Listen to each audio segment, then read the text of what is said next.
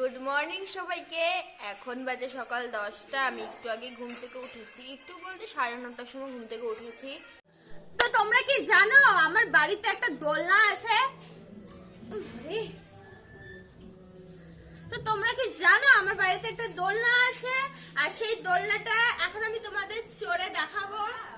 তোমরাও চাইলে চড়তে পারো, দাদা বাথরুমে, তোমরাও চাইলে চড়তে পারো। এর জন্য আমার বাড়িতে আসতে লাগবে, বা তোমাদের বাড়িতে যদি এরকম গিরিল থাকে তার উপরে তোমরা এইভাবে উঠে যাবে। উঠে গিয়ে জাস্ট নিজে নিজে একবার দুইবার ধাক্কা মারবে। হচ্ছে না এইভাবে গিরিলটা যদি ভাঙছে না, তারপরে এই পাশে একটা গিরিলটাকে ধরে দিলে সুবিধা হবে। এইভাবে তো এইভাবে দোলনা চড়তে পারবে, খুব মজা হয় এই দোলনাতে চড়তে।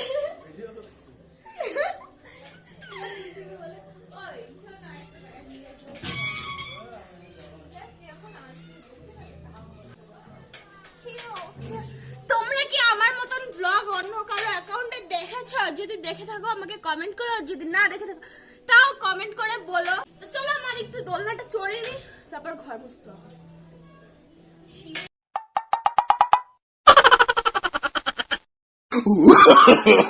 No, no, no, no.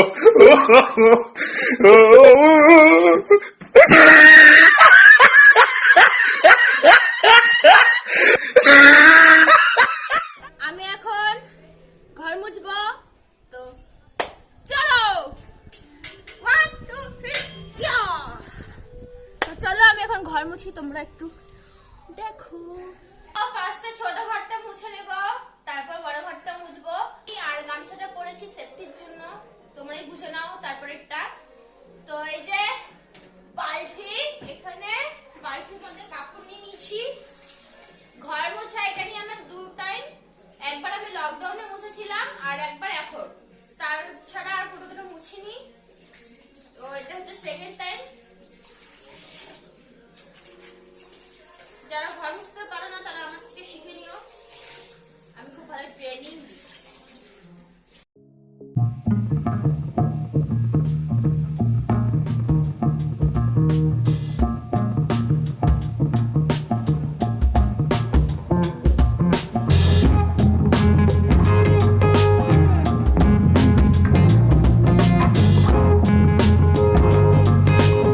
ছদ্দিরা ওদের ছাদে আড্ডা দিচ্ছে, তাই আমি একটু চলে আসলাম। মা আমাকে ছাদের থেকে জামা কাপড় আনতে বলেছে, আর আমি ছদ্দিদের ছাদে এসেছি। মা নিচে প্রচন্ড চিল্লাচ্ছে। বাবা তুমি আজকে কি কি দেখেছো?